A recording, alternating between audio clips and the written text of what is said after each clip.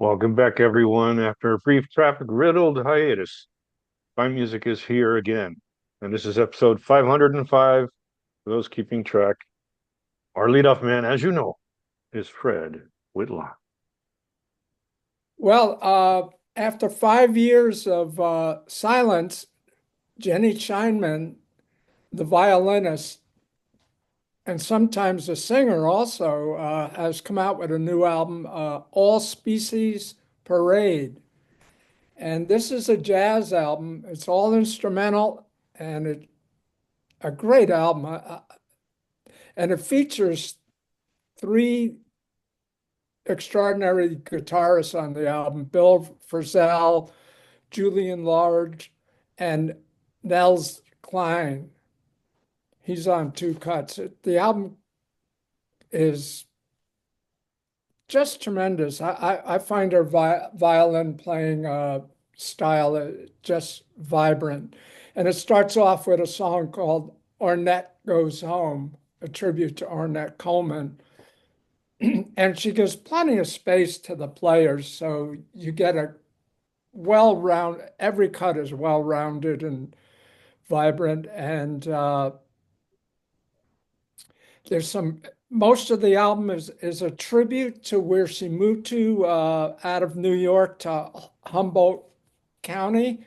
So it has a lot to do with nature. The titles, she's a great composer and arranger, and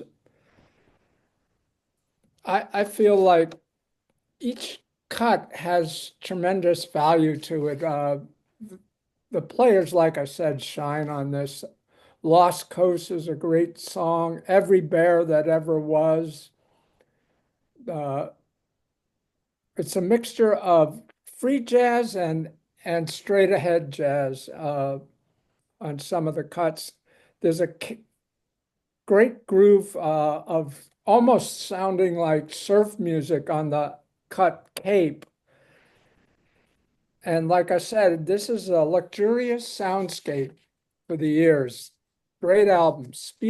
All Species Parade, Jenny Scheinman. Now, Bill Frisell gets around a lot. He's on his own albums. He's put two out this year. He's on several albums of other players. And this one's called Laminations, and it's compositions by John Zorn. You can find the album under his name, John Zorn, and it features this one, three guitarists again.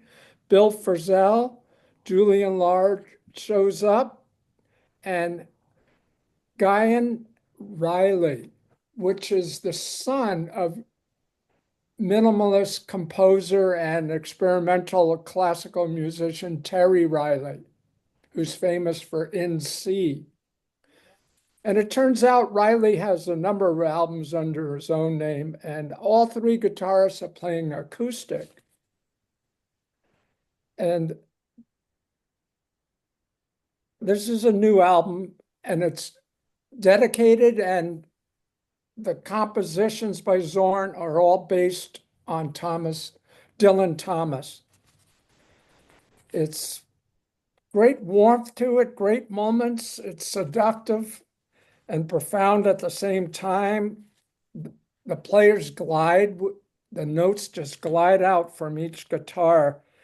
And it's a stellar album. It's very creative and engaging.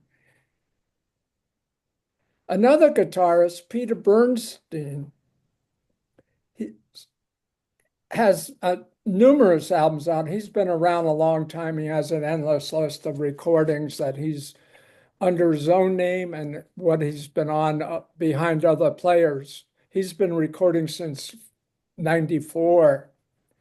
And this album shines. It's called Better Angels. And it features Brad Maldal on piano, which brings their compositions up to a whole new level. And it's great communications between the players on this album, and the guitar work and the piano just blend so well. His notes are warm and quite precise, glides right over the rhythm section. Downbeat describes this album as elegant, mellow, and gently swinging. And it's great depth to this recording.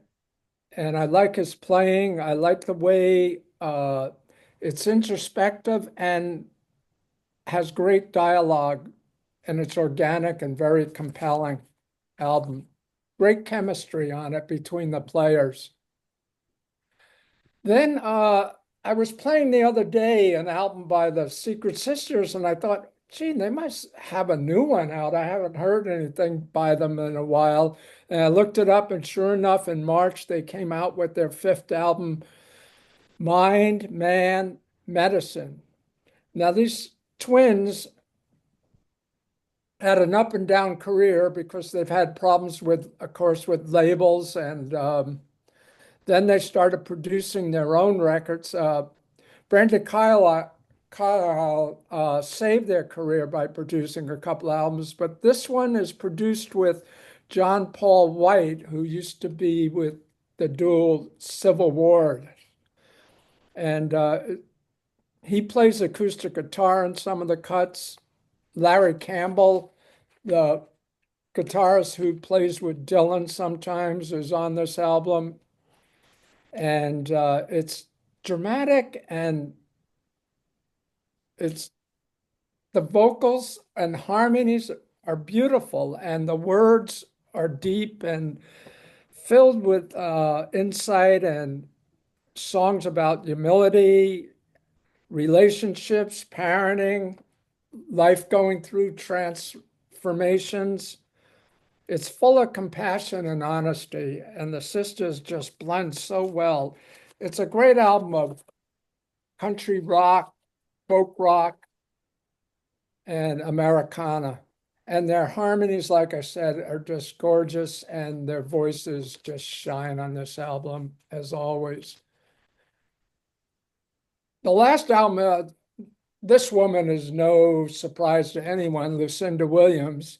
But if you don't know by now, she has a series called Lou's Jukebox. And now there's 6 volumes out of this where she does covers. Every album's been a cover. And this cover, number 6, is the Beatles. Lucinda Williams sings the Beatles from Abbey Road. She recorded this in Abbey Road. And at first you think, why do I need another Beatles cover album? So many people have covered it, from jazz artists to rock artists to folk artists. But this works for me because of her distinct voice and her band. She brings her passion to the songs.